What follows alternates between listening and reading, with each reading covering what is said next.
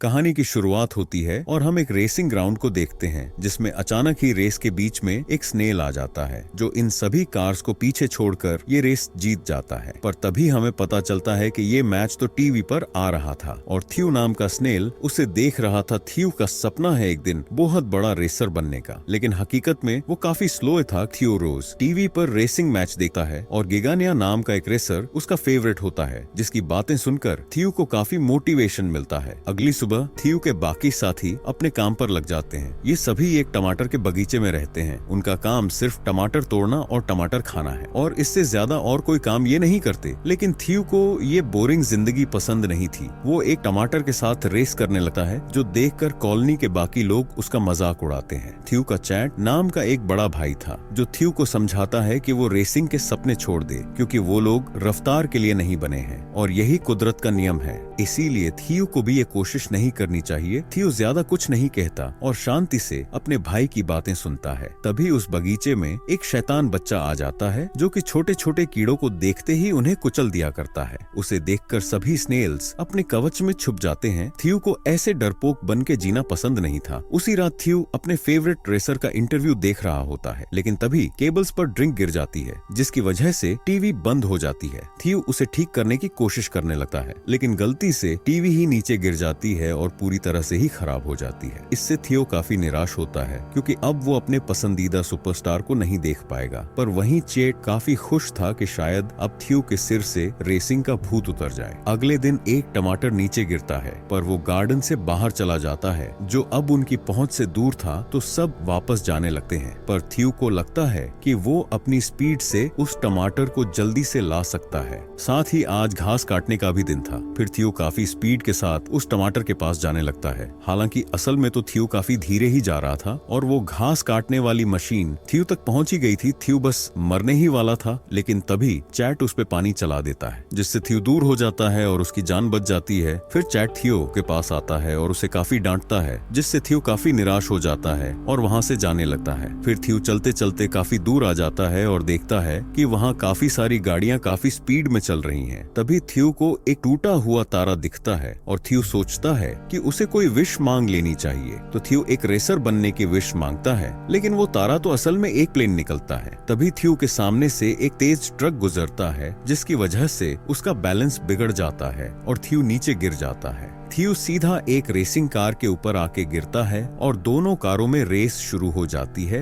लेकिन हवा की वजह से थ्यू उस कार के इंजन में चला जाता है। अपनी स्पीड तेज करने के लिए वो रेसर नाइट्रो ऑक्साइड चालू करता है जो कि थ्यू के शरीर में चला जाता है, जिससे उसके शरीर में बदलाव होने लगते हैं और अब थ्यू की बॉडी काफी चमकने लगती है। इससे थ्यू बेहोश हो जाता है। थ्यू को अगली सुबह होश आता है और अपने घर आकर वो देखता है कि उसके अंदर सुपर पावर्स आ गई थी। उसकी आंखें हेडलाइट की तरह चमक रही थी और उसके मुंह से रेडियो भी बज रहा था। उसका शरीर एक कार की तरह बन गया था। थ्यू जब स्नेल्स की मीटिंग में जाता है तो वहाँ भी उसके मुंह से रेडियो बजता है। तो थ्यू चलता हुआ गार्डन के बाहर आ जाता है, लेकिन थ्यू के सामने वही शैतान बच्चा आ जाता है और थ्यू को अपनी साइकिल के नीचे कुचलने की बहुत कोशिश करता है। लेकिन थ्यू की स्पीड अब बहुत ज्यादा बढ़ गई थी और वो आराम से उस बच्चे को सबक सिखा देता है, जिससे वो बच्चा डरकर घर में भाग जाता है। पर थ्यू गलती से उस साइकिल को टमाटर के बगीचे में क्रैश कर देता है। अब इससे सभी स्नेल्स थ्यू पर काफी गुस्सा करते हैं क्योंकि थ्यू की वजह से उनके घर टूट गए थे। इससे गुस्सा होकर उनका लीडर थ्यू और उसके भाई चेट दोनों को ही उनकी कॉलोनी से बाहर कर देता है। ये सुनकर चेट थ्यू पर गुस्सा करता है, लेकिन तभी एक कौवा चैट को पकड़कर ले जाता है। अपने भाई को बचाने के लिए थ्यू अपनी सुपर स्पीड का इस्तेमाल करता है और काफी तेज उस कौवे का पीछा करने लगता है। वहीं उस कौवे के पास और भी कौवे आ जाते हैं और वो सभी चैट को खाने के लिए आपस में झगड़ा करने लगते हैं। तभी वहाँ थ्यू भी आ जाता है और वो चैट को बचा लेता है। पर थ्यू वो गलती से खुद ही उस कौवे के मुंह में गिर जाता है। पर अब थ्यू के पास अपनी स्पीड थी जिसकी मदद से थ्यू उस कौवे को काफी मारता है और उसके मुंह से बाहर आ जाता है। दोनों भाई चैन की सांस लेते इससे पहले ही एक लड़का जिसका नाम टीटो होता है वो थ्यू और चैट दोनों को पकड़ लेता है। फिर टीटो उन दोनों को अपने दोस्तों के पास ले आता है जो स्नेल्स की रेस कराया करते हैं और अपने अपने स्नेल्स पे पैसे लगाते हैं। वहाँ उनके साथ और भी स्नेल्स थे। फिर रेस शुरू होते ही सभी स्नेल्स आगे बढ़ने लगते हैं, पर थ्यू खड़ा रहता है। ये देखकर सभी लोग टीटो का मजाक उड़ाते हैं। थ्यू को टीटो की हालत अपने जैसी लगती है तो वो उन सबको अपनी सुपर स्पीड का जलवा दिखा देता है है। साथ ही सभी स्नेल्स भी काफी हैरान होते हैं और वो सभी थियो से पूछने लगते हैं कि उसने ये कैसे किया। वहीं चैट को लग रहा था कि उसका भाई बीमार हो गया है, इसीलिए चैट थियो को वापस घर ले जाना चाहता था जहाँ वो थियो का इलाज कर सके। तभी वहाँ टीटो का भी बड़ा भाई एंजेलो आ जाता है और वो टीटो पर चिल्लाने लगता है क्योंकि वो हमेशा स्नेल्स की रेस कराता रहता है और कोई काम नहीं करता। टीटो के भाई की टाकोस की शॉप थी पर वो काफी टाइम से ज्यादा अच्छी नहीं चल रही थी, जिसकी वजह से एंजेलो काफी गुस्से में रहता है। रात को टीटो थियो को खाना और सोने के लिए बेड देता है। फिर थियो के पास वो सभी स्नेल्स आ जाते हैं और उनका लीडर थियो को अपनी गैंग में शामिल होने को कहता है। पर अब थियो के पास स्पीड आ चुकी थी, इसीलिए वो उन सब की बेइज्जती करता है। पर इससे उनका लीडर काफी गुस्से में आ जाता है और वो सभी थियो को रेस के लिए चैलेंज करते हैं। थियो भी रेस के लिए मान जाता है। जैसे ही रेस शुरू होती है सभी अपनी अपनी कलाबाजी दिखाकर आगे जाने लगते हैं। थियो भी काफी तेजी से आगे बढ़ता है पर अभी तक थियो को जंप मारना नहीं आया था और जब रेस खत्म होती है तो थियो देखता है कि वो सबसे लास्ट आया है। वो लीडर थियो के पास आता है और उससे कहता है कि रेस जीतने के लिए सिर्फ स्पीड ही सब कुछ नहीं होती। अगले दिन टिटो थियो के नाम का एक बोर्ड बनाता है कि उनके पास दुनिया का सबसे तेज स्नेल है जिससे लोग रेस देखने आए और साथ ही उनकी टाकोस की दुकान भी चले। पर देखते ही देखते पूरा दिन बीत जाता है और रोज की तरह आज भी कोई उनकी दुकान पर नहीं आया था। शाम को टीटो थियो से बात करता है कि वो लोग ऐसा क्या करें जिससे थियो का हुनर सबको दिखे और उनकी टाको की शॉप भी चले। तभी थियो को पीछे अपने फेवरेट रेसर की फोटो दिखती है और थियो उसके आसपास भागकर टीटो को समझाने की कोशिश करता है कि वो इस रेस में हिस्सा लेना चाहता है। टीटो को भी ये आइडिया काफी अच्छा लगता है। दोनों अपने बड़े भाई को इस बारे में बताते हैं लेकिन दोनों को डांट पड़ती है कि एक घोंघा रेस में हिस्सा नहीं ले सकता। पर टीटो कहता है कि रूल बुक में ऐसा तो कोई रूल नहीं है और रेस में हिस्सा लेने के लिए उन्हें $2000 की जरूरत थी। पर टीटो का भाई पैसे देने से साफ मना कर देता है। टीटो अपने दोस्तों से भी पैसे मांगता है क्योंकि उनकी दुकानें भी बंद पड़ी थी पर उन्हें भी ये आइडिया बेकार लगता है। अब कुछ ही टाइम में बाकी सभी स्नेल्स भी थियो के दोस्त बन जाते हैं और एक दिन सभी मिलकर एक बस को पंचर कर देते हैं और तभी थियो उनके सामने अपना टैलेंट दिखाने लगता है जिससे वो सभी लोग काफी इम्प्रेस होते हैं और वो सभी काफी सारी चीजें भी खरीदते हैं जिससे सिर्फ टाकोस ही नहीं बल्कि बाकी शॉप्स की भी काफी अच्छी कमाई होती है। अब वापस टीटो अपने भाई को समझाने की कोशिश करता है कि अगर एक बस से उनकी इतनी अच्छी सेल हो सकती है तो अगर थियो वो टूर्नामेंट जीत गया तो उनकी शॉप काफी अच्छी चलने लगेगी। पर टीटो का भाई अब भी नहीं मानता, हालांकि बाकी शॉप्स के ओनर मान चुके थे, इसीलिए वो सभी टीटो को कुछ पैसे देते हैं। अगले दिन सभी टूर्नामेंट के लिए निकल जाते हैं और रास्ते में मजे करते हैं और थियो का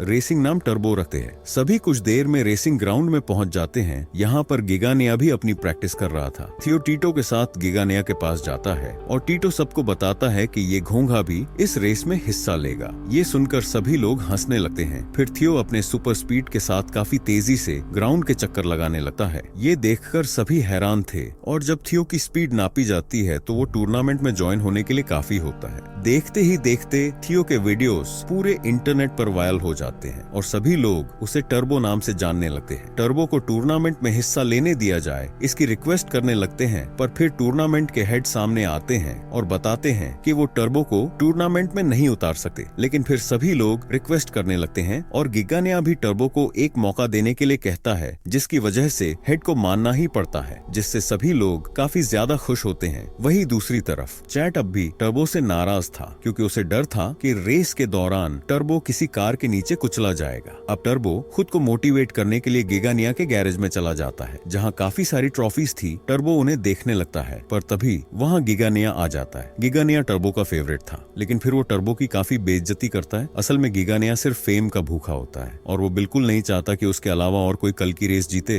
अगले दिन सभी रेस के लिए तैयार होते हैं और पूरी दुनिया की नजर इस रेस पर थी और टर्बो काफी डरा हुआ दिख रहा था। चेट ये रेस नहीं देखना चाहता था लेकिन एक लड़का उसे पकड़कर ग्राउंड में ले आता है। रेस शुरू होती है और सभी कार्स काफी तेज स्पीड के साथ जाने लगती है लेकिन टर्बो बस उनसे बचने की कोशिश करता रहता है और सबसे पीछे हो जाता है। फिर सभी कार्स रिपेयर होने के लिए रुकती है और सभी स्नेल्स मिलकर टर्बो को मोटिवेट करने लगते हैं और उसे कहते हैं कि वो एक स्नेल है और उसे स्नेल्स की तरह ही भागना चाहिए, न कि कार की तरह। अब अपने दोस्तों की बातें सुनकर टर्बो काफी जोश में आ जाता है और कार के नीचे से उन्हें ओवरटेक करने लगता है, जो देख चैट भी खुश हो जाता है। सभी को पीछे छोड़ते हुए काफी जल्दी टर्बो गिगानिया के भी पास आ जाता है पर ऐसा लग रहा था कि गिगानिया टर्बो को मारना चाहता है और वो टर्बो को काफी तेज टक्कर मार देता है, जिससे टर्बो को काफी चोट आती है और उसका शेल थोड़ा सा टूट जाता है। पर फिर भी टर्बो रेस पूरी करना चाहता था और वो फिर से भागने लगता है, लेकिन चोट लगने से उसकी ताकत बार बार जा रही थी। अब टर्बो सभी कार्स को टमाटर समझता है और सोचता है कि इस बार वो नहीं हारने वाला। वो फिर से गिगानिया के आगे निकल जाता है और बस एक राउंड ही बाकी रह गया था, पर गिगानिया से उसकी स्पीड कंट्रोल नहीं होती और उसका एक्सीडेंट हो जाता है। साथ ही बाकी कार्स भी आपस में टकरा जाती है और एक्सीडेंट से सारी गाड़ियां रुक गई थी। टर्बो देखता है कि वो फिनिश लाइन से थोड़ा ही दूर था, लेकिन गिगानिया का हाथ लगने की वजह से टर्बो का शेल कवर टूट गया था, जिस वजह से उसकी सुपर स्पीड वाली पावर भी चली गई थी। टर्बो अब शेल में अपना मुंह छुपा लेता है। ये बात चेट को अच्छी नहीं लगती। वो एक गुब्बारे को पकड़कर टर्बो के पास जाने लगता है। उसके बाकी साथी चेट को कौवे पर बैठाकर टर्बो तक ले जाते हैं,